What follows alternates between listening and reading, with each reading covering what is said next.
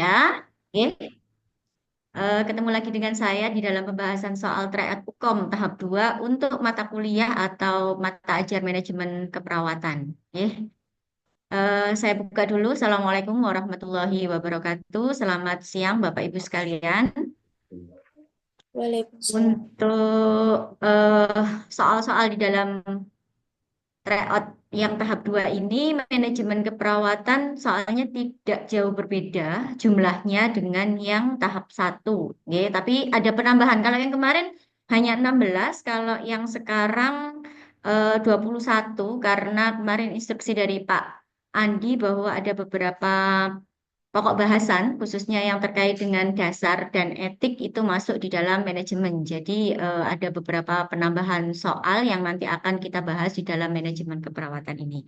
Ya, jadi totalnya nanti ada 21 soal yang akan kita bahas. Beberapa di antaranya sudah pernah kita bahas di tahap satu untuk apa teori-teorinya. Jadi nanti mungkin sekilas saja. Nah, yang baru nanti itu yang akan kita eh, kupas lebih dalam lagi. Jadi nanti mungkin waktunya akan lebih singkat meskipun soalnya lebih lama daripada yang tahap satu kemarin. Oke. Baik, kita mulai saja untuk soal yang pertama. Oke. Untuk soal yang pertama ini kaitannya dengan hak-hak pasien. Oke. Jadi seorang pasien mengeluh tidak nyaman saat perawat memasang kateter urin untuknya. Perawat tidak memasang tirai penutup saat menjaga kateter sehingga merasa malu dengan pasien yang lain. Nah, ini hak apa yang dilanggar? Privasi, Bu. Tidak nyaman. Iya, betul sekali, nggih. Jadi ini kaitannya dengan kode etik keperawatan, jadi harus menjaga privasi pasiennya. Juga terkait dengan SOP ya Bapak Ibu ya. SOP untuk melakukan tindakan yang pertama adalah jaga privasi, kemudian memberikan informasi dan komunikasi sebelum melakukan tindakan yang eh, harus dilakukan kepada pasien. Jadi jawabannya adalah dijaga privasinya.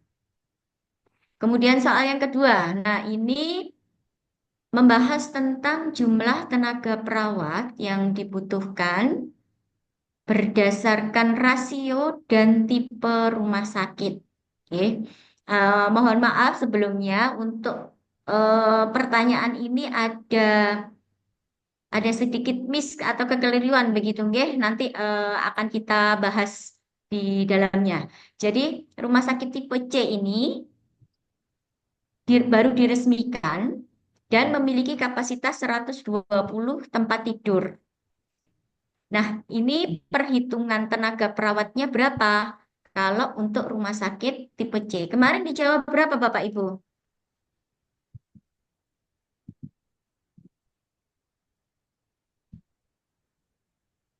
Kemarin menjawabnya berapa? Untuk pertanyaan yang ini. Lupa. 80, Bu. 80. Bagaimana cara menghitungnya 80?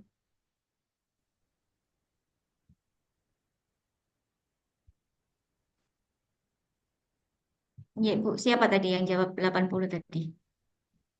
Kemarin bagaimana pertimbangan cara menghitungnya?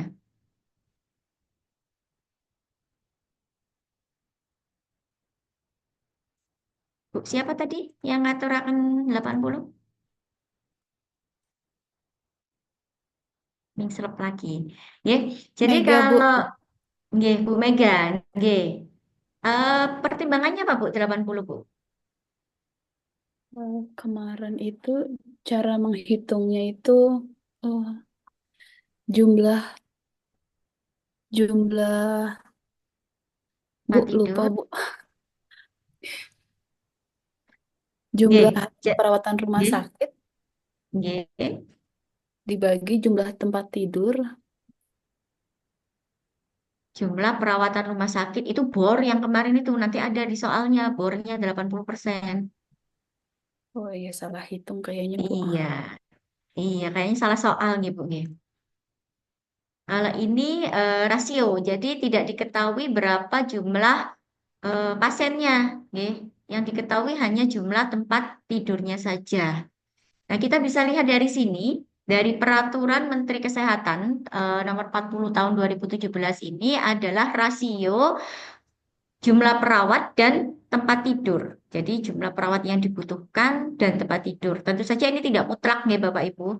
Jadi ini ada eh, faktor lain juga nanti yang perlu dipertimbangkan tergantung pada masing-masing rumah sakitnya. Namun secara umum ini, apalagi tadi ada kata kuncinya adalah rumah sakit baru, ya rumah sakit baru dengan tipe C begitu. Nah, kalau tipe C itu biasanya tingkat kabupaten kota, rasionya adalah 1:3 sampai 1:5.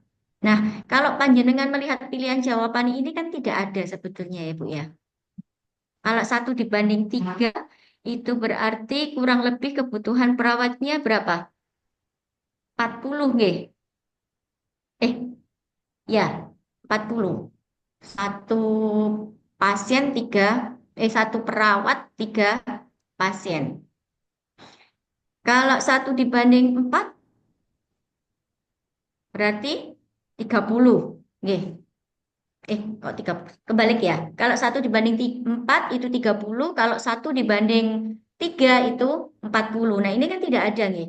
1:5 lebih sedikit lagi. Maka nanti kita ambil yang paling kecil saja.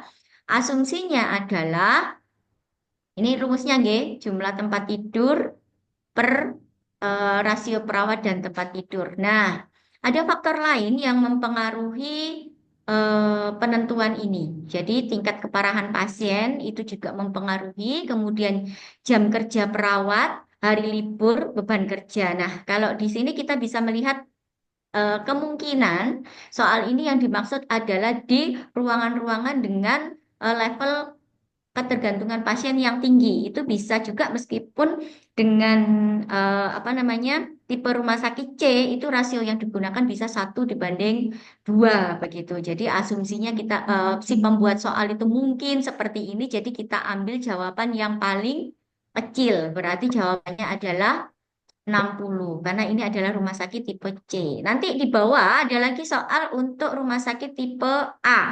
Nah, rumah sakit tipe A itu nanti rasionya adalah 1:1 sampai 1:2. Oke. Jadi kalau misalnya tidak ada faktor lain ini tadi, nah akan lebih tepat apalagi dia adalah rumah sakit baru tipe C, maka bisa menggunakan rasio 1:4 atau 1:5. Biasanya kalau rumah sakit baru itu kan kebutuhan kebutuhan perawatnya juga belum banyak ya, bornya juga masih belum belum 100% begitu. Bornya paling tidak kisaran 70 sampai 80%. Maka 1:4 sudah mencukupi. Ya, harusnya di sini ada pilihan jawaban 30 atau 40 begitu. Karena tidak ada maka kita ambil yang terkecil. Begitu. Ada yang didiskusikan Bapak Ibu dari sini?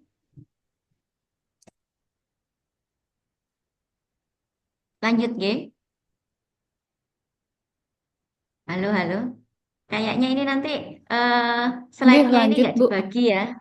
Nggih. Dibaginya besok-besok aja kalau mau ujian begitu. Soalnya nak dibagi lah menjaga nongkrong dibagi ingat karena Bapak Ibu. Betul nggih? Nah, ini Ibu Mega tadi yang dibahas nggih. Nggih. Jadi perhitungan bor. Oke, jadi yang tadinya dengan sampaikan itu menggunakan soal yang ini yang menghitung bor. Jadi ada kapasitas 30, kemudian eh, perharinya rata-ratanya pasien 24. Nah, ini yang disuruh menghitung bor. Jadi 24/30 kali 100%. Karena ini rata-ratanya per hari, maka kita jumlah harinya juga dikalikan 1. Kalau misalnya ini tadi misalnya rata-rata per bulan, berarti Arin, mohon maaf sebelumnya. Suaranya kok J, terdengar putus-putus, barangkali hanya saya atau yang lain. Terus di Bapak Ibu yang lain, suara saya juga Aman, Bu. putus-putus atau Lancar, Bu. gimana? Lancar, Bu. Oh, Nggak aman. apa-apa, Bu. Oh Berarti iya, berarti jaringan koneksinya saya. Pak Andi berarti ya. Ya, karena berpengaruh dengan rekaman, makanya saya tak evakuasi dulu nanti. Takutnya sudah panjang rekamannya. Oh, oh, baik. Oke, atau nanti saya pakai ini aja, suara pengganti begitu ya di videonya. Aman-aman, sudah aman. Baik, nggih. Jadi ini rumusnya Bapak Ibu nggih. Kalau misalnya tadi ditentukan rata jumlah pasiennya per bulan, berarti dikalikan jumlah hari dalam waktu 1 bulan tersebut. Kalau per tahun berarti dikalikan jumlah hari dalam tahun tersebut. Kebetulan ini soalnya 1 hari per harinya, maka dikalikan 1. 0,8 Jawabannya Ibu. 80%. Nah, karena 80%, 0,8. Jangan Aduh. ditulis yang ini ya, 0,8%, ya. Jadi ada dua jawaban yang serupa tapi ini tidak sama. Oke, Nggih, salah, Bu. 0,8% tidak Ada sama. Oke, persennya. jadi 0,8 atau 80%. Baik, Ya wes. kalau bor ini saya rasa Bapak Ibu Berapa? sudah hafal di luar kepala. Oke. Sekarang ke gaya kepemimpinan. Ini sudah pernah kita bahas juga di pembahasan sebelumnya. Oke. Jadi pada suatu shift, ketua tim perawat mengelola kelompok pasien. Nah, beberapa di antaranya perawatnya itu adalah perawat baru yang kurang pengalaman. Oke. Jadi kata kuncinya adalah anggotanya kurang pengalaman di dalam merawat pasien, namun memiliki semangat dan kemauan yang tinggi. Nah, jadi kata kuncinya ada dua ini, nggih. Memiliki semangat tinggi atau komitmen tinggi, namun kurang pengalaman atau kompetensi rendah. Maka dengan kondisi seperti ini, yang perlu diterapkan oleh Katimnya adalah memberikan bimbingan, arahan yang jelas, kemudian selalu memberikan motivasi, karena dia kurang pengalaman, nggih, supervisi harus senantiasa diterapkan serta terbuka untuk menjalin komunikasi dengan timnya. Nah, ini adalah hal-hal yang perlu diterapkan. Sekarang kita lihat dari masing-masing pilihan jawabannya. Kalau participating, Coaching. nggih, betul, coaching, nggih. Nah, ini dari apa namanya? Masing-masing definisi yang paling cocok adalah dengan melatih atau membimbing karena dia memiliki semangat yang luar biasa. Senang ya Bapak Ibu kalau memiliki tim yang seperti itu, nggih. Jadi kita juga ikut semangat begitu untuk eh, membimbing tim yang memiliki semangat juga begitu. Baik, jawabannya adalah coaching. Bukan coaching meong, Ibu, nggih. Baik, selanjutnya adalah delegasi. Oke, jadi ini tindakan eh, delegasi seorang ketua tim untuk melaksanakan tindakan yang didelegasikan kepada eh, anggotanya, ya, tentang prosedur tindakan. Kemudian pada saat memberikan pendelegasian tersebut, ketua tim menjelaskan dengan baik, memberikan informasi dengan baik tentang bagaimana cara melakukan tindakan tersebut dan hasil akhir apa yang diharapkan kepada perawat yang menerima delegasi. Nah, kalau ini kita ke prinsip melakukan pendelegasian. Oke, ada 5 prinsip benar di dalam delegasi.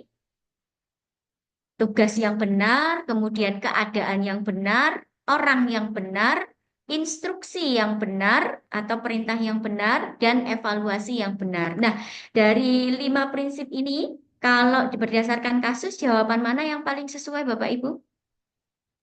Instruksi, Bu.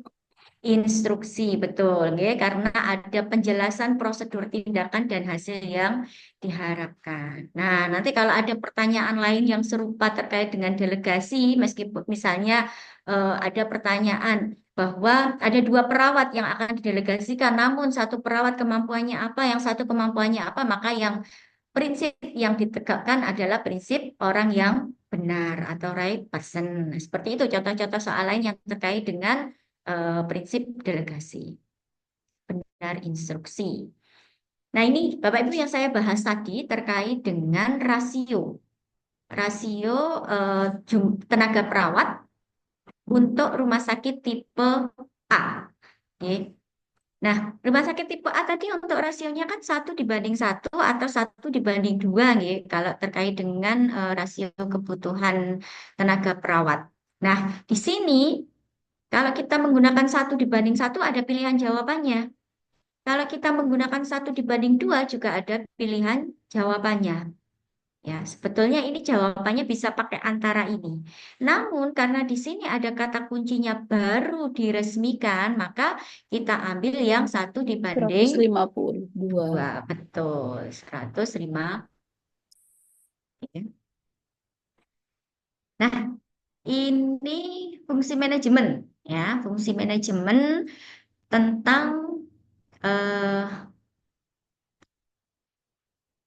apa namanya tindakan yang dilakukan oleh kepala ruangan, ya, pada saat perawatnya ada yang lalai di dalam melakukan cuci tangan yang benar dan 5 momen, ya, meskipun sudah pernah dilakukan pelatihan. Nah, apa ini yang cocok dilakukan oleh kepala ruangan tersebut? Ya, kita bahas per masing-masing ini, ya.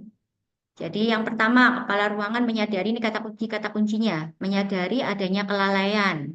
Kemudian menggunakan reinforcement positif atau penguatan positif melalui lomba cuci tangan, yang mana tujuannya untuk meningkatkan motivasi. Ya. Nah, dari 5 fungsi manajemen, mana yang paling cocok yang bisa menjelaskan langkah-langkah yang dilakukan oleh kepala ruangan ini?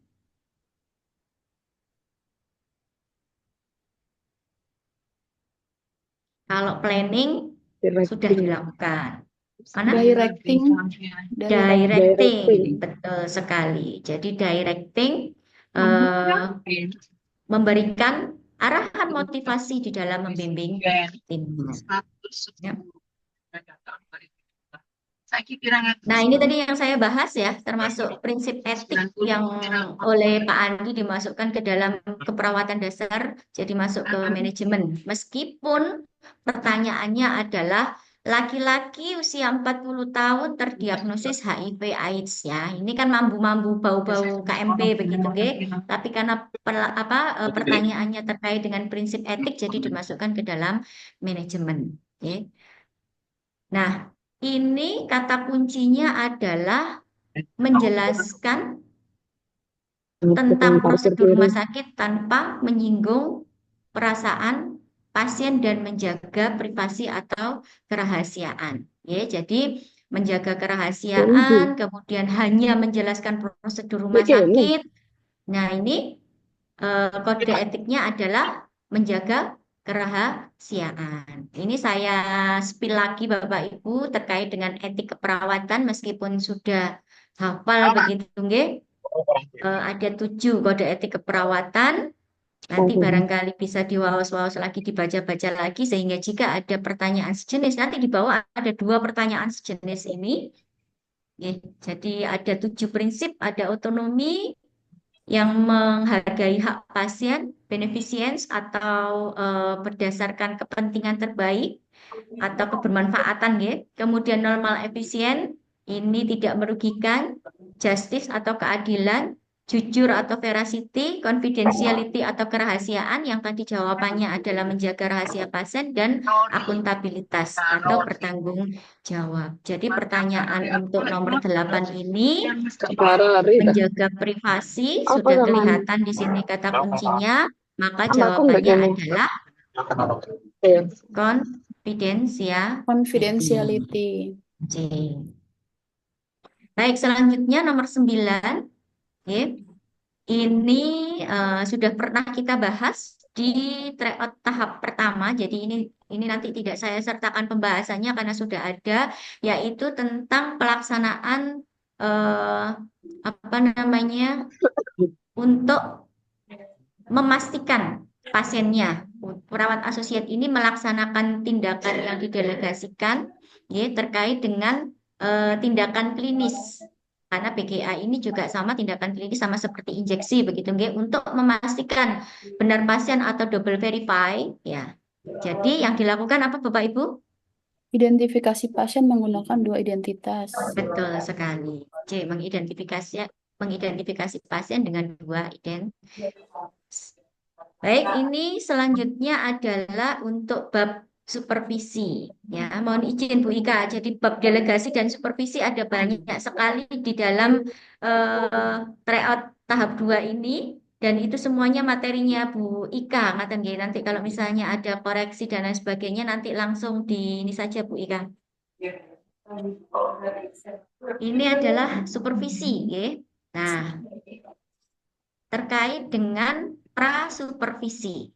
Jadi Katim mau supervisi. Nah, dari sini kan sudah kelihatan kalau prasupervisi adalah sebelum dilakukan supervisi. Ini tahapannya ada 5 tahap, mulai mengidentifikasi masalah, menentukan tujuan, merencanakan pendekatan supervisi, menyiapkan alat dan instrumen, serta menginformasikan kepada perawat yang akan disupervisi. Berarti dari sini apa yang jawabannya yang tepat, Bapak Ibu?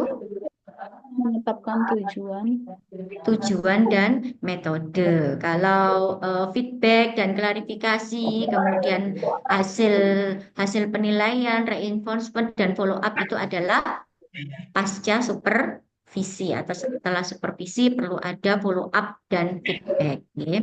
Jadi menetapkan tujuan dan metode ini adalah salah satu tahapan untuk pra-supervisi. Baik, kembali lagi ke delegasi. Ya, ke delegasi. Jadi seperti yang tadi saya sampaikan di sini nanti ada banyak pertanyaan terkait dengan delegasi, supervisi, begitu. Ini manajer keperawatan akan melakukan suatu tindakan, namun dia pengen melaksanakan sendiri, begitu, nggih. Jadi tidak didelegasikan kepada anggotanya. Jadi apa wis saya bisalah sendiri dikerjakan semua muanya sendiri. Berarti ini kesalahan pada mana kegiatan delegasi yang salah? Ini kesalahan under delegation. Oke. Ini adalah kesalahan-kesalahan ketika kita melakukan delegasi. Oke. Yang pertama ada over control, jadi sudah dipercayakan tapi timnya itu disetir terus begitu ya, sehingga timnya itu tidak bisa mandiri di dalam melaksanakan tugas. Itu over control. Kalau under control, nah ini yang kebablasan ya. Jadi tidak ada pengawasan, kebalikannya over control. Kemudian over delegation itu anak buahnya atau timnya itu tugasnya begitu apa itu ya. Semua muanya itu diberikan kepada anak buahnya, pimpinannya itu hanya melihat saja, itu over delegation. Sedangkan under delegation itu kebalikan dari over delegation, semuanya dikerjakan sendiri. Sedangkan yang kelima improper delegation, artinya memberikan delegasi kepada orang yang tidak tepat. Nah, ini adalah kesalahan-kesalahan ketika kita memberikan delegasi kepada tim kita. Jadi jawabannya under delegation. Kemudian ini MAKP Bapak Ibu. Perawat si pagi telah selesai melaksanakan asuhan keperawatan. Kemudian ada beberapa yang belum selesai. Maka apa yang perlu dilakukan? Ini sudah jelas sekali. Saya rasa tidak perlu pembahasan lagi. Timbang terima. Betul, timbang terima. Jadi sudah jelas sekali apa yang harus dilakukan. Jadi timbang terima. Selanjutnya ini kesalahan di dalam memberikan asuhan keperawatan. Seorang perawat harusnya memberikan dopamin melalui siring ketika sedang memasang atau seorang perawat memberikan dopamin, padahal seharusnya dia memberikan dobutamin, begitu.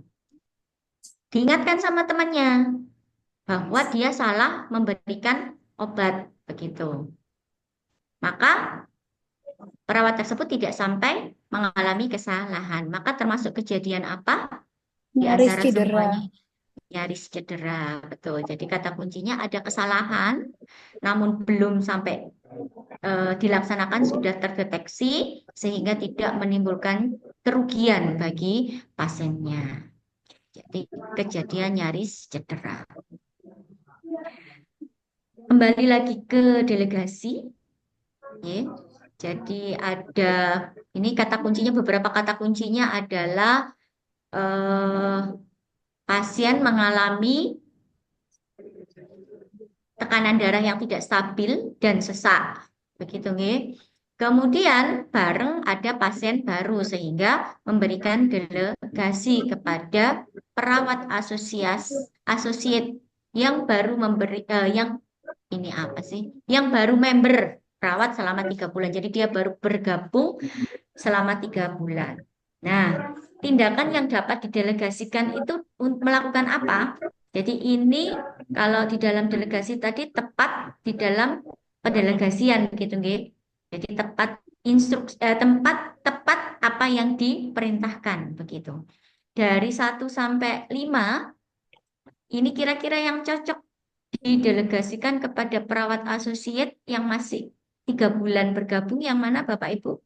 Mengorientasikan pasien baru dan keluarga ke kamar dan melakukan pengukuran tanda-tanda vital. Betul, Anggi. Ya, jadi ini yang beberapa hal yang bisa didelegasikan dan beberapa hal yang tidak boleh didelegasikan. Ya. Namun kembali lagi ketika kita ke kasusnya, yaitu kasus terkait dengan apa namanya tensi yang tidak stabil dan sesak, maka yang dilakukan adalah mengorientasikan pasien baru dan keluarga ke kamar serta melakukan pengukuran tanda-tanda vital. Yang poin B, C, D, E tidak tepat diberikan kepada perawat asosiat yang baru 3 bulan. Oke, selanjutnya ini tentang timbang terima. Timbang terima, tapi sebetulnya meskipun soalnya tentang timbang terima, tapi di sini isinya adalah terkait dengan supervisi kalau dengan bisa menganalisis begitu nih isinya. Jadi kejadiannya adalah proses timbang terimanya tidak efektif. Oke. Nah, ini bisa berdampak pada kinerja anggota perawat di dalam memberikan asuhan keperawatan SIP berikutnya. Kondisinya adalah perawat cenderung melaporkan hal yang sama. Nah, kepala ruangan mengetahui tentang itu, ya, bahwa pelaksanaan timbang terima tidak dilaksanakan sesuai dengan SOP-nya. Jadi tidak tepat dalam melakukan timbang terima. Maka yang dilakukan adalah Melakukan supervisi terkait isi kegiatan dan laporan asuhan betul, ya, keperawatan. jadi melakukan supervisi. Kenapa 4 jawaban itu tidak tepat? Karena kalau yang B merevisi prosedurnya, prosedurnya nggak salah apa-apa kok direvisi begitu ya. Pelaksananya yang keliru, tidak dilaksanakan dengan baik begitu. Kemudian yang ketiga yang C ya, memeriksa kelengkapan dokumen timbang terima. Nah, kalau ini kan hanya fokus pada 1 kali proses itu saja. Proses-proses berikutnya bisa jadi akan berulang sehingga tidak memberikan solusi pada core permasalahannya. Kemudian mengevaluasi intervensi keperawatan yang dilakukan. Ya, ini juga bisa tapi tidak bisa memberikan solusi untuk proses timbang terimanya. Apalagi yang terakhir ini hadir di setiap timbang terima ya. Hadir toh tidak cukup tanpa ada supervisi yang itu nanti bisa efektif untuk memperbaiki pelaksanaan SOP timbang terima. Jadi jawaban yang benar adalah A. Ya. Baik, selanjutnya ini juga masih kaitannya dengan supervisi. Ya. Jadi melakukan evaluasi, kepala ruangan melakukan evaluasi dokumentasi ASKEP yang dilakukan oleh perawat yang bertugas. Nah, ternyata hasilnya diketahui bahwa pendokumentasiannya kurang tepat atau kurang sesuai gitu. Nah, langkah apa yang perlu dilakukan? Menjalankan supervisi berdasarkan standar asuhan Betul. keperawatan. Betul ya, ini soal yang pertanyaan yang serupa namun tak sama begitu ya. Jadi untuk menyelesaikan permasalahan-permasalahan terkait dengan pelaksanaan SOP yang kurang tepat, maka perlu dilakukan supervisi, bukan kemudian mengubah SOP-nya. Begitu. Baik, selanjutnya eh, ini juga MAKP, ya, pelaksanaan MAKP. Jadi eh, ada mau ada akreditasi. Nah, sama. Ini juga di Prodi Keperawatan juga mau ada akreditasi. Ini sedang persiapan akreditasi begitu. Nah, ini soalnya kalau diganti Kaprodi begitu ya. Memiliki tanggung jawab untuk membimbing stafnya di dalam melaksanakan menghadapi akreditasi prodi begitu, atau kalau di sini akreditasi rumah sakit begitu ya Bapak Ibu. Nah, namun pada beberapa situasi kepala ruangan ini harus menghadiri dua atau lebih pertemuan ya, karena selain terkait dengan persiapan akreditasi juga mungkin dengan manajerialnya juga perlu dihadiri. Nah, apa yang perlu dilakukan? Delegasi. Betul, ya, delegasi. Jadi eh, mendelegasikan tugas, namun harus melihat juga 5 prinsip di dalam pendelegasian tersebut. Jadi eh, tindakan delegasi. Ini lagi terkait dengan apa? Tindakan-tindakan atau kejadian-kejadian yang ada di ruangan ya. Jadi perawat sedang merawat pasien DM. Seharusnya diberikan insulin, namun keliru. Ya, memberikan insulin underdose, yaitu sebanyak 2 unit. Harusnya 6 unit, diberikan 2 unit, sehingga glikemi dan pasiennya yang tadinya sadar menjadi koma. Ini termasuk kejadian apa? Tidak diharapkan. Apa? Potensial, Bu.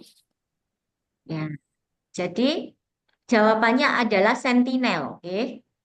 Kalau kejadian tidak diharapkan, itu kejadian serius memang, namun bukan akibat kesalahan medis, misalnya karena setelah diinjeksi terjadi alergi, setelah apa namanya ditransfusi sampai menggigil begitu ya. Nah, itu kejadian yang tidak diharapkan.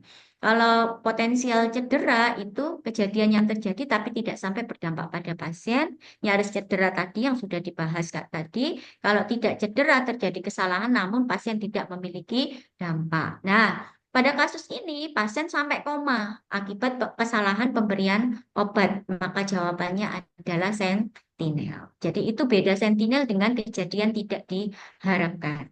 Oke.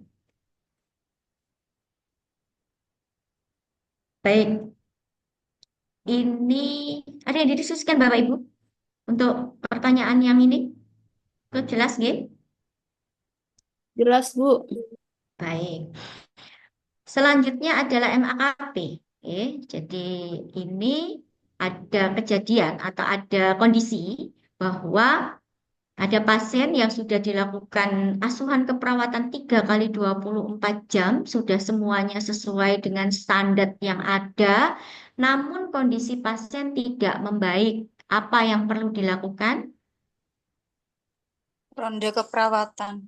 Ronde keperawatan, betul sekali. Ya. Jadi yang perlu mengevaluasi ulang asuhan keperawatan, mengidentifikasi faktor-faktor, dan jika perlu melibatkan tim multidisiplin. Nah, dari sini kita bisa melihat bahwa yang perlu dilakukan adalah ronde keperawatan. Baik, ini 2 pertanyaan terakhir, yaitu tentang dilema etik. Tadi sudah kita bahas di depan tadi untuk teorinya, nanti yang 2 ini langsung kita jawab saja nih Bapak Ibu. Nah, Pak Andi siap-siap, sebentar lagi saya selesai. Selanjutnya akan saya handoverkan ke Pak Andi untuk jiwa. Oke. Siap. Oke. Ini kejadiannya adalah di bawah seorang perempuan 40 tahun dibawa dengan keluhan mual muntah begitu nggih. Kemudian diinstruksikan pemberian infus dan untuk terapi cairan, namun tidak jadi karena menolak pasiennya. Nah, dilema etiknya apa ini Bapak Ibu? Otonomi, Bu. Otonomi, betul sekali ya, karena pasien memiliki hak untuk menolak tindakan-tindakan yang dilakukan. Pertanyaan terakhir. Oke. Pertanyaan terakhir, pasien akan dilakukan pemasangan kateter perawat menganjurkan relaksasi nafas dalam, namun tidak menutup atau memasang sampiran. Dari sini prinsip etiknya apa Bapak Ibu yang dilanggar?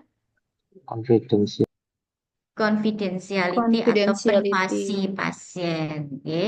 Baik, terima kasih untuk manajemen. Barangkali ada yang perlu didiskusikan dari Bapak Ibu sekalian atau yang perlu ditambahkan dari tim manajemen lain yang rawuh, Bu Ika, Bu Ike, atau Pak Adi, monggo.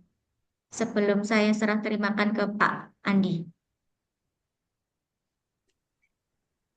Itu tadi Bu Arin mungkin eh, soal terkait sasaran keselamatan pasien tadi ya, antara sentinel dan kejadian tidak diharapkan, karena mungkin hampir sama ya. Jadi barangkali nanti ada kasus-kasus yang serupa, mungkin mahasiswa juga bisa lebih mempelajari hal ini gitu ya. Jadi yang mirip itu kejadian tidak diharapkan dan sentinel tadi, karena sama-sama berdampak pada kematian dengan apa tidak sesuai dengan yang diharapkan begitu ya. Jadi itu kan memang tadi ya, karena tadi saya dengar ada yang menjawab kejadian tidak diharapkan. Barangkali Bapak Ibu yang lain juga ada yang menjawab A, itu kan eh, tidak salah sebetulnya gitu loh. Tetapi ya kita kita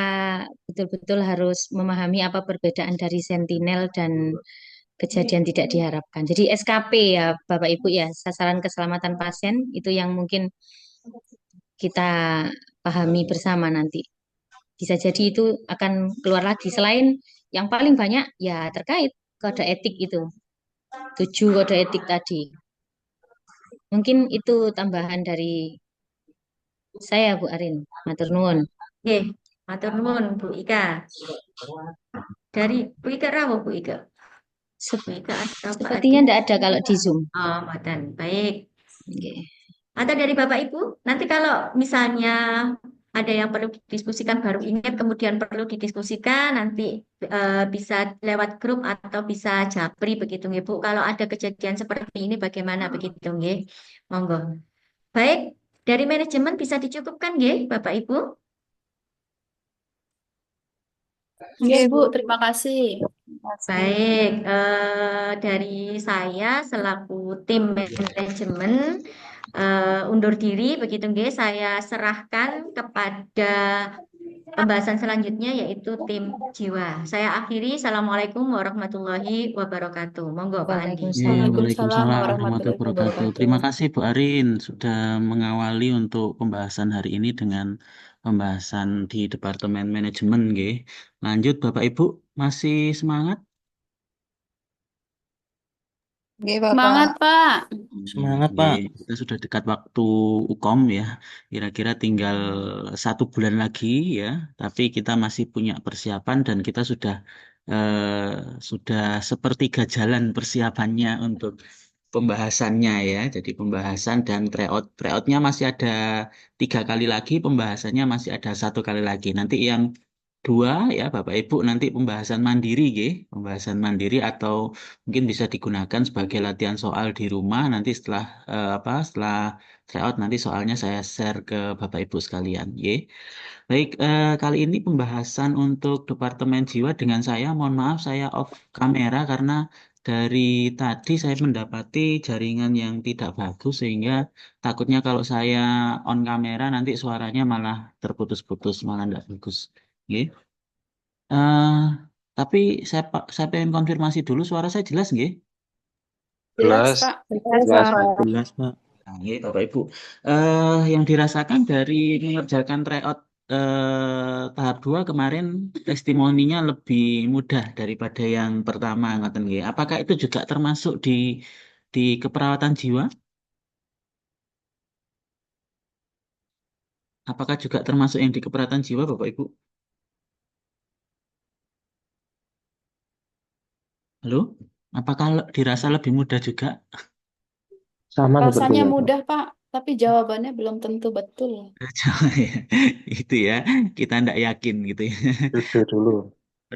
Terasanya lebih mudah tapi tidak yakin. Oke, tidak apa-apa. Nanti kita coba lihat, nah nanti di tryout ketiga ya, dibandingkan dengan hasil kunci jawaban. Nanti Bapak Ibu bisa apa bisa melihat ya hasil yang dikerjakan dengan hasil yang didapati di kunci jawaban ngoten nggih.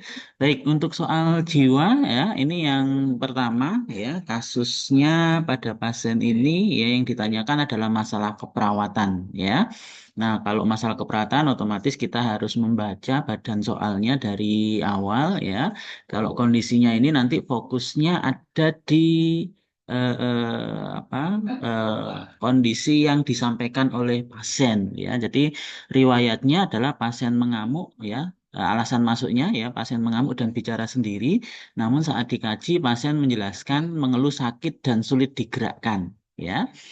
Ah, dari sini ketemu dua masalah keperawatan ya, mungkin resiko perilaku kekerasan dan apa ini mungkin mengarah kepada waham gitu ya. Nanti kita konfirmasi mana yang betul.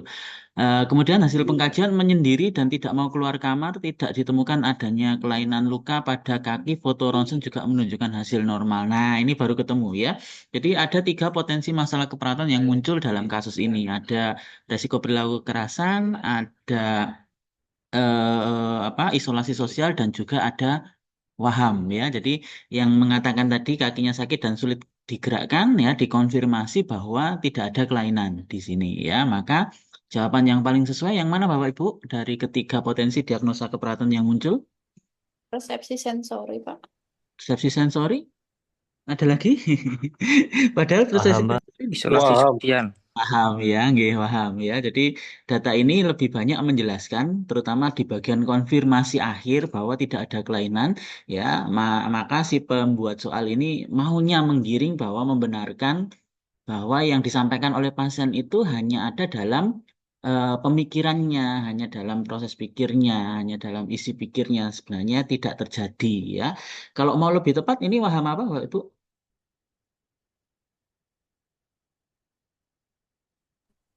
Somatik ya. Paham?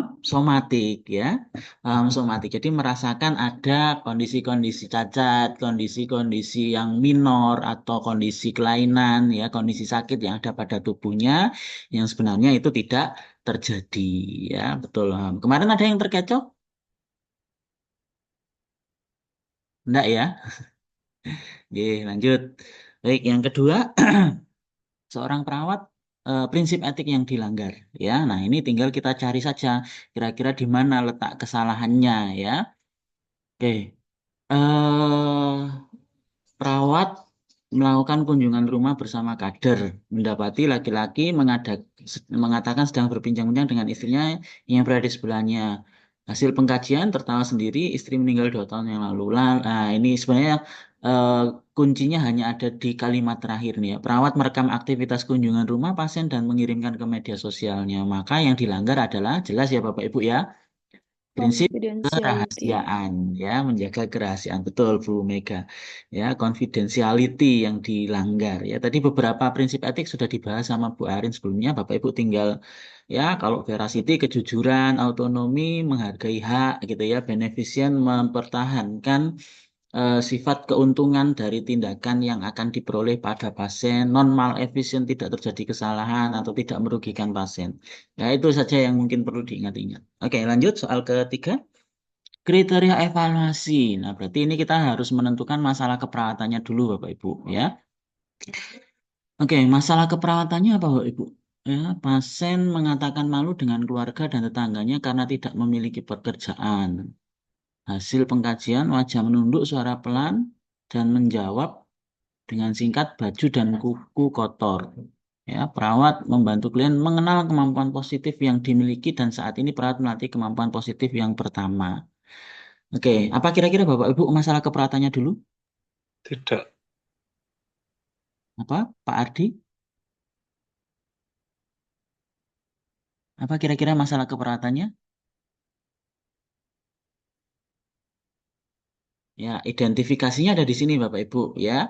Yang pertama ada ungkapan malu dari keluarga, mengatakan malu ya dengan keluarga dan tetangga ya. Itu yang poin-poin umumnya. Jadi biasanya masalah keperawatan itu diangkat dari keluhan utama pasien ya atau yang paling dirasakan oleh pasien kemudian diperkuat dengan tanda-tanda yang lain misalkan ya wajah menunduk, suara pelan dan menjawab dengan singkat. Maka kondisi ini lebih tepat ketika kita mengangkat masalah keperawatannya adalah harga diri rendah, gitu nggih. Nah, berkaitan dengan harga diri rendah nanti ada dua situasi, ada harga diri rendah situasional dan ada harga diri rendah kronis. Kalau yang kali ini mungkin lebih tepatnya adalah yang harga diri rendah kronis, gitu nggih. Maka apa salah satu evaluasi apa salah satu kriteria hasil untuk pasien dengan harga diri rendah? Karena di sini juga sudah disebutkan tindakannya ya, membantu klien mengenal kemampuan positif dan saat ini perawat melatih kemampuan positif yang pertama. Maka jelas kriteria hasilnya adalah yang apa Bapak? Menyadari kemampuan positif yang dimiliki. Gitu ya, karena sudah disebutkan tindakan yang sebelumnya. Ngoten nggih? Ya, betul enggak? Salah ternyata ya. Oke, jadi eh, harga diri rendah ya.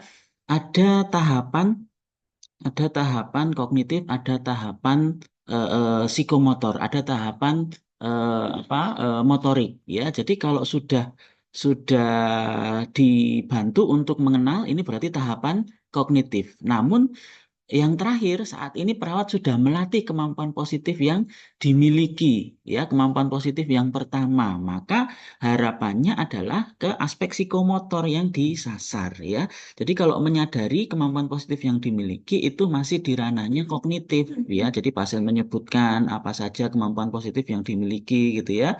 Namun yang sudah dilakukan perawat adalah melatih kemampuan positif. Maka hasil yang diharapkan adalah pasien mampu mempraktekkan ya kegiatan yang sudah dilatih. Itu nggih. Oke, yang keempat ya, evaluasi tindakan. Nah, ini sama lagi ya. Masalah keperawatannya apa dulu? Apa kira-kira Bapak Ibu? Hasil pengkajian ada ungkapan sedih, kemudian dan malu ya, kontak mata kurang, banyak diam, potensi. Gangguan citra tubuh, Pak. Ya, betul ya. Jadi dia lebih mengarah kepada ungkapan-ungkapan yang menuju pada satu bagian tubuh ya. Ungkapan-ungkapan negatif pada satu bagian tubuh. Maka yang paling kuat untuk masalah keperawatan yang bisa diangkat adalah gangguan citra tubuh ya. Betul ya kali ini ya untuk citra tubuhnya meningkat. Yang nomor 5. Oke, Mas. Masalah keperawatannya dulu apa ini Bapak Ibu? Ya, perilaku kekerasan ya. Perawat telah Iya, setuju, Pak. mengidentifikasi penyebab jenis kekerasan yang dilakukan dan akibat dari perilaku kekerasan yang dilakukan ya.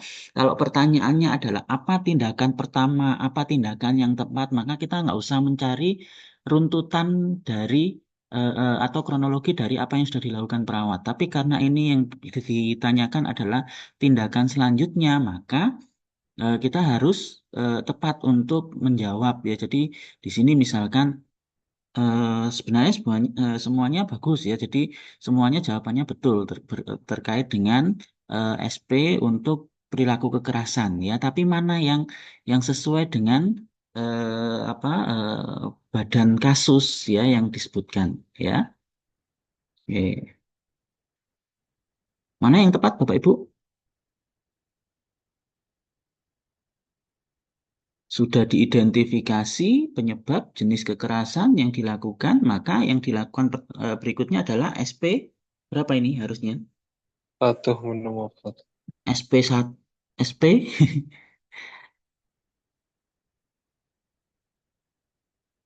SP berapa Bapak Ibu? SP SP2 nggih. Jadi yang sudah dilakukan adalah SP1 mengidentifikasi penyebab, tanda gejala dan akibat perilaku kekerasan. Ya, ini SP1 Bapak Ibu. Nanti SP2-nya adalah melatih mengontrol perilaku kekerasan dengan cara fisik. Nah, cara fisik itu bisa dilakukan dengan dua metode ya, bisa dengan tarik nafas dalam atau pukul kasur dan bantal ya. Jadi tapi yang pertama dilakukan dan yang paling gampang biasanya adalah yang tarik nafas dalam gitu ya. Di SP1 identifikasi penyebab, SP2 mengontrol perilaku kekerasan dengan cara fisik ya. Kemudian SP3 latihan mengontrol perilaku kekerasan dengan cara verbal dan yang keempat adalah mengontrol dengan cara spiritual ya. Oke. C jawabannya ya. Soal nomor 6, tindakan keperawatan yang tepat pada kasus tersebut ya. Ya, ini resiko bunuh diri ya. Tujuan tindakan keperawatan apa Bapak Ibu? Pak. Yang A, betul ya. Atau yang B?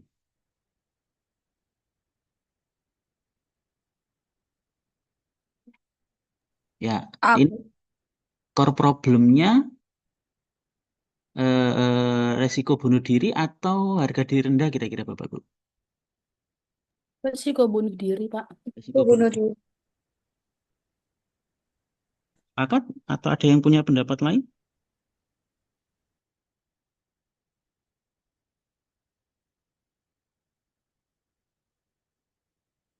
Halo?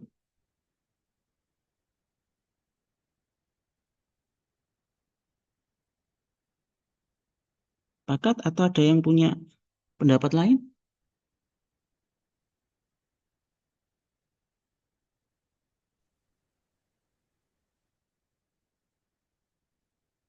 Oke, kalau bunuh dirinya ini resiko bunuh dirinya ini di tahap apa Bapak Ibu? Ada upaya ya? Ada upaya ya? Sudah mencoba Iya. menusukkan pisau ke perutnya ya. Jadi sebenarnya tepat ya jawabannya adalah jawaban untuk masalah keperawatannya adalah resiko bunuh diri gitu ya. Oke, saya sepakat. Ini nanti mungkin perlu koreksi untuk kuncinya juga ya. Ya, betul ya. Pasien tetap aman dan selamat ya.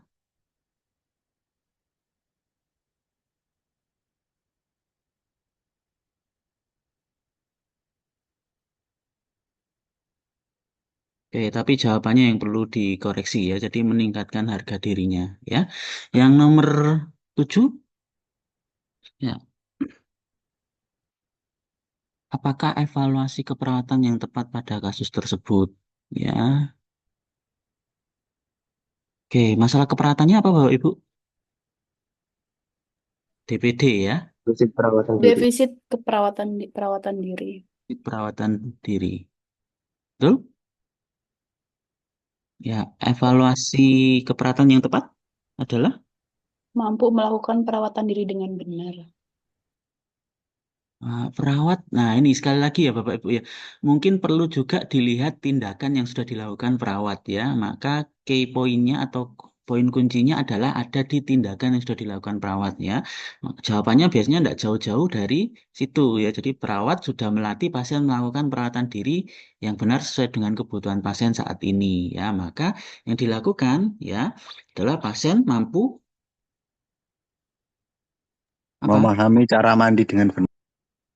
Memahami cara mandi dengan benar atau mempraktekkan karena di sini ranahnya sudah melatih ya.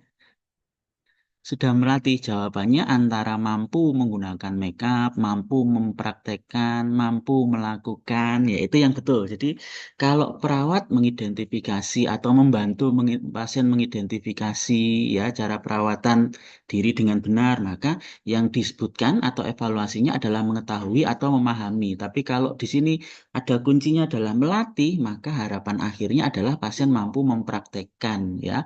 Mampu melakukan, mampu mempraktekkan, cirinya adalah itu. Gitu nggih? Ya, kita lihat jawaban yang betul. Itu mempraktekkan cara berhias dengan mandiri, ya, itu harapannya, ya. Oke, nomor 8, ya ini prinsip etik yang dilanggar lagi, ya.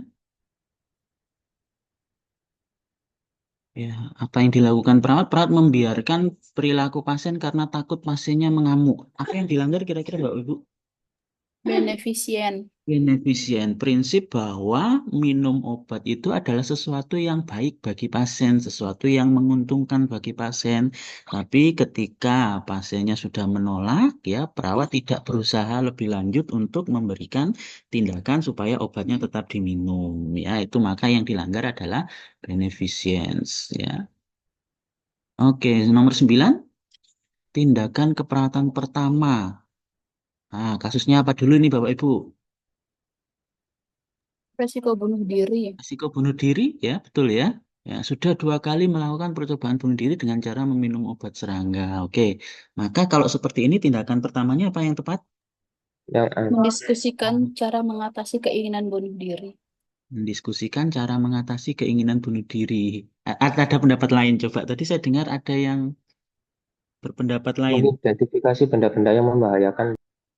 Betul ya. Jadi karena pada situasi ini adalah masih dalam situasi yang apa ya, dalam artian itu berbahaya gitu ya.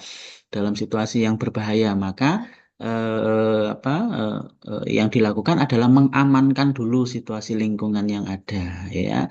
Termasuk nanti kalau misalkan kasus ini dilanjutkan ya, sudah melakukan upaya percobaan bunuh diri dengan cara meminum obat serangga ya. Itu kemudian ditemukan oleh perawat saat melakukan kunjungan rumah. Maka yang dilakukan apa? Atasi masalah fisiknya terlebih dahulu ya. Jadi itu yang dalam situasi kalau ini masuk ke ranahnya kedaulatan psikiatri ya dalam kondisi percobaan bunuh diri ya. Maka yang dilakukan adalah mengamankan ya benda-benda yang membahayakan. Oke, jawabannya A ya. 10, masalah keperawatan yang tepat.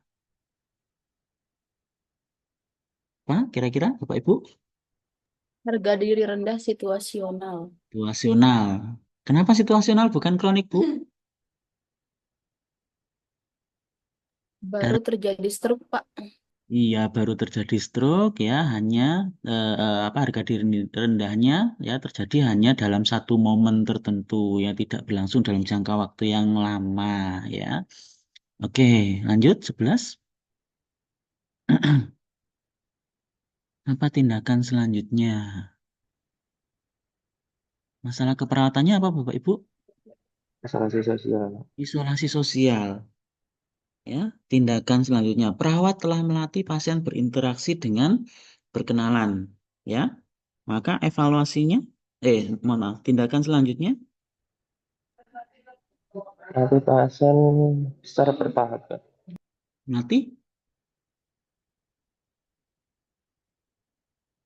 Melatih pasien secara bertahap. Mungkin Mengikut yang B, Pak. sertakan pasien dalam Mau terapi itu. aktivitas kelompok. Oke. B, Pak. Yang B ya.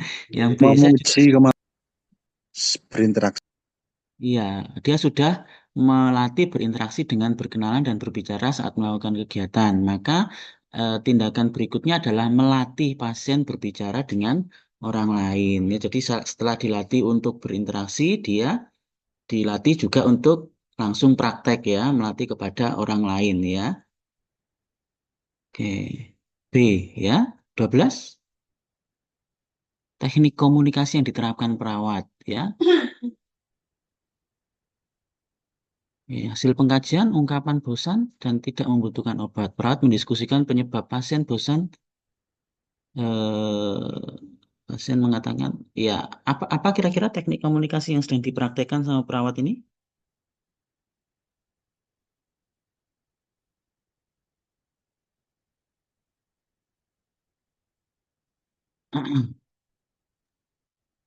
Apa kira-kira? C, Pak ya. Yang jadi dia Klarifikasi. jadi perawat mendiskusikan penyebab bukan mengulang, mendiskusikan atau memperjelas ya tentang ungkapan bosan Clarification, Pak. ya, clarification ya. Jadi listening itu hanya mendengar mendengar baik ya, menjadi pendengar baik. Restarting mengulang ya, kemudian reflection ya, mencari perbandingan atau mencari apa ya, refleksi ya.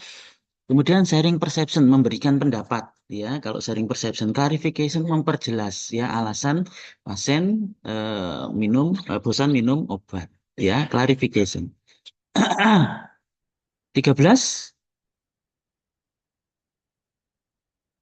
tindakan keberatan yang sesuai dengan aspek legal etik pada kasus tersebut.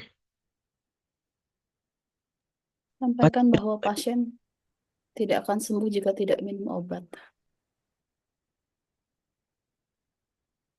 Oke, katakan pada yang mana tadi? D, Pak. Katakan pada pasien tidak sembuh apabila tidak minum obat. Ini lebih kepada memberikan garansi gitu ya. Jadi secara legal etik kita tidak boleh menjamin kesembuhan pasien ya. Jadi hanya menjelaskan kronologi tapi tidak bisa memberikan garansi. Jadi kalau D itu kesannya dia memberikan garansi gitu ya. Ya, yang A mengancam ya, yang B ya membiarkan tadi ya, Yang C, mengabaikan. Pak. Yang E ya informasikan akan diberikan obat melalui suntikan jika menolak. Ini sama juga mengancam atau memaksakan ya. Yang C ya, ini memberikan pilihan ya, ini memberikan pilihan ya. Jadi yang C yang sesuai dengan aspek etik atau aspek legal. Ya, 14, tindakan selanjutnya yang dilakukan perawat pada kasus tersebut. Perawat membantu pasien mengenal halusinasi yang dialami dan melatih mengontrol halusinasi dengan menghardik dan minum obat. Ya, setelah itu, setelah menghardik dan minum obat, apa Bapak Ibu? B, Pak. Ya. Bercakap-cakap. Yang lain? Pakat ya. Apa saja kira-kira Bercakap-cakap. SP untuk halusinasi? Ada yang ingat? Ada yang ingat, Bapak Ibu? 1, Mengenal halusinasi. mengenal halusinasi. Yang kedua, ini ya. Terus G, menghardik. Ya, yang ketiga, Bercakap-cakap. bercakap. Terus, 4, Aktivitas terjadwal. ya, dengan aktivitas. Ya, 5,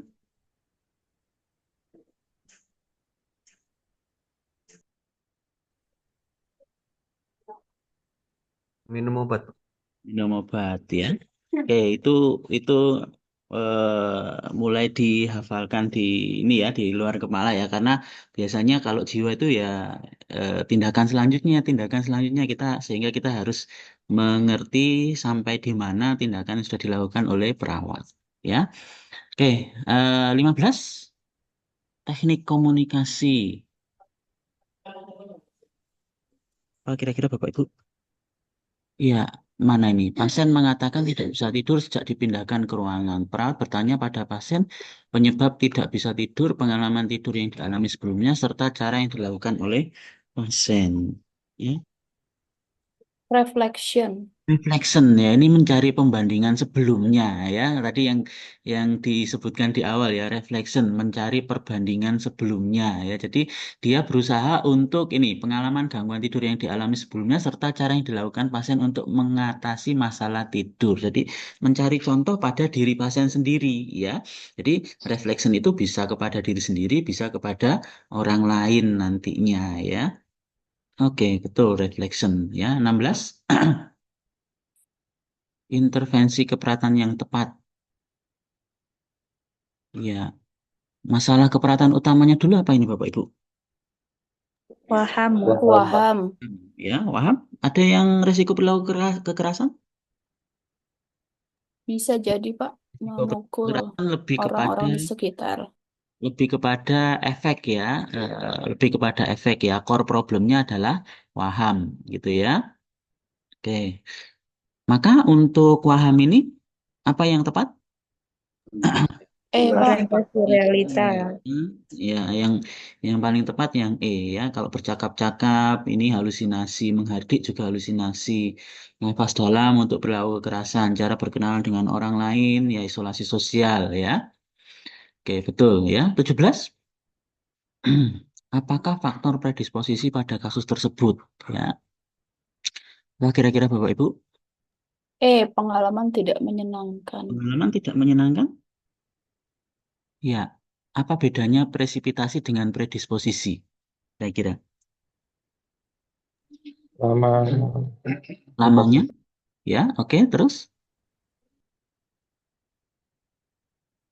Oke, kalau pengalaman tidak menyenangkan itu biasanya berlangsung dalam jangka waktu lama ya, maka dia lebih Di atas 6 bulan, Pak. disebut sebagai faktor predisposisi ya. Kalau presipitasi itu yang terjadi saat ini. Kira-kira dari sekian banyak faktor yang termasuk presipitasi yang mana Bapak Ibu? 2 bulan tidak minum Bulan obat. tidak minum obat ya, betul ya Mas Andre ya. Oke, betul jawabannya adalah E, pengalaman yang tidak menyenangkan ya. Karena biasanya kalau faktor predisposisi itu berlangsung dalam jangka waktu yang lama. Oke, prinsip etik yang diterapkan. Apa ini? Perawatnya melakukan apa? Mendampingi klien senam dan membuat tas. Selama klien beraktivitas, perawat merekam kegiatan ODGJ dan mengirim. Oh, ini sama ya dengan yang tadi ya. Beneficient. Iya, maaf, bukan beneficient ya. Mungkin saya mendampingi. Ya, ini soalnya yang apa ya? Media sosial agar masyarakat tahu bahwa ODGJ bisa pulih, mandiri, dan produktif. Ya, betul? Ada yang janggal dengan soal ini? Confidentiality, Pak. Confidentiality. Betul nggak? Enggak, maksudnya kita koreksi soal dulu ya. Perawat dan kader mendampingi klien senam dan membuat tas selama klien beraktivitas merawat, merekam kegiatan ODGJ dan mengirimkan ke media sosial agar Alasan merekamnya, Pak. Nggih. iya itu mungkin yang ada beberapa pertentangan ya. Kalau dia menerapkan prinsip etik mungkin iya, tapi untuk confidentiality-nya di sini di apa dilanggar gitu ya, dilanggar ya. Tapi alasan merekamnya ya di sini mengatakan bahwa ODGJ bisa pulih, mandiri dan produktif. Yang ini ditujukan untuk apa edukasi masyarakat luas ya supaya dia bisa menerima ODGJ dan ikut apa dalam proses pemulihan ODGJ itu yang mungkin ditujukan ya. Saya kurang paham kalau jawaban non malefisiensi ya di poin mananya kita menemukan situasi itu gitu ya. Oke. Ya, oke lah dikoreksi lah soal ini nanti ya. Oke, 19 Bapak Ibu, teknik komunikasi lagi ya. Apa yang tepat?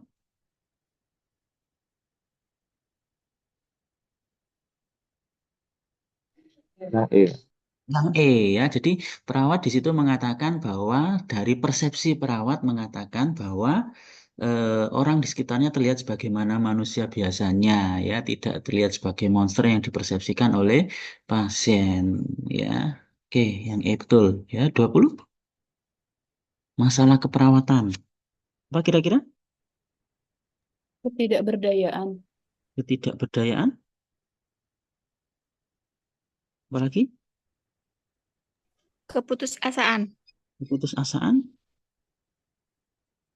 Dari mana cirinya Bapak Ibu?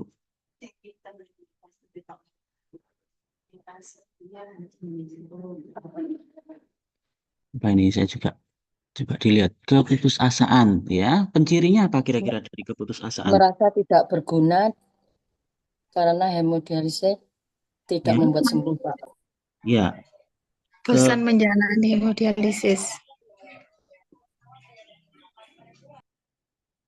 Oke ya. Jadi apa saja yang ditunjukkan dari situasi keputusasaan pada pasien ini ya. Jadi kalau di SDKI itu dikatakan bahwa berperilaku pasif ya, kemudian mengungkapkan perasaan keputusasaan ya. Tetapi sejak ya pasien mengatakan bosan menjalani hemodialisis. Nah, di sini mungkin ya. Jadi bosan menjalani hemodialisis ya, tapi tidak membuat sembuh karena juga merasa tidak berguna ya, membebani keluarga dan seterusnya ya. Jadi ini keputusasaan yang betul ya. Jadi dikatakan bahwa di masalah keberatan keputusasaan itu adalah ungkapan ya, bahwa individu ya memandang adanya keterbatasan atau tidak tersedianya alternatif pemecahan masalah ya. Jadi di sini bosan menjalani hemodialisis tapi tidak membuat sembuh ya. Jadi tidak menemukan alternatif pemecahan masalah sehingga lebih tepat disebut sebagai keputusasaan ya.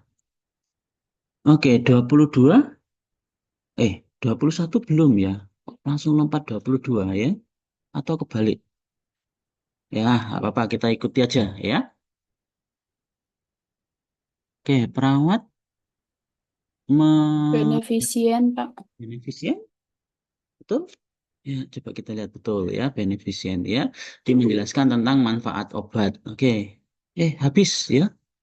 Habis 21 soal, nggih. Habis Bapak Ibu, ada yang didiskusikan? Cukup? Cukup, Pak. Cukup, nggih. Terima kasih atas perhatiannya Bapak Ibu ya. Semoga waktu yang singkat ya. Tadi mulai setengah 11, sekarang pas jam 12 selesai. Nanti bisa bermanfaat untuk Bapak Ibu sekalian ya. Dari tim manajemen dan tim jiwa pada kesempatan kali ini mengucapkan sekali lagi terima kasih ya. Mohon maaf apabila ada yang kurang tepat atau kurang berkenan ya. Semoga nanti kita bisa sama-sama saling koreksi ke depannya ya. Saya akhiri, terima kasih. Assalamualaikum warahmatullahi wabarakatuh. Selamat siang. Waalaikumsalam Terima warahmatullahi kasih, wabarakatuh. Bu. Terima Iya, kasih, sama-sama. Pak. Iya. Saya langsung tutup ininya nggih, ruang Zoom-nya.